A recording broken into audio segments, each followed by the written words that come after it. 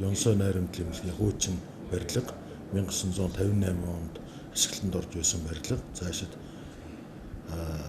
яг эмнэлгийн чиглэлээр нь ашиглах боломжгүй болсон тул дуудлага худалдаагаар худалдсан. Мөн хан уул дүүрэгт байрлах 6 хүний халуун усны барилга, Баян зүрх дүүргийн 20 дугаар ороонд байрлах хуучин баг сургуулийн барилга, эдгээр 3 барилгыг дуудлага худалдаагаар худалдсан. Халуун усны газар 66 сая төгрөгнөөс дуудсан, 2 оролцогч оролцсон. 68.5 сая төгрөгөөр борлогдсон байна.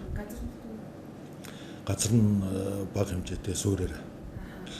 Нөгөө баг сургууль юу? За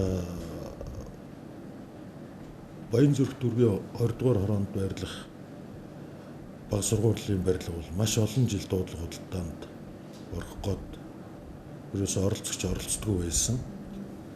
Тэгээд үндсэндээ өчигдөр нэг 2 сая гаруй төгрөгөөр дуудлага худалдаагаар 2 оролцогч ороод авлаа.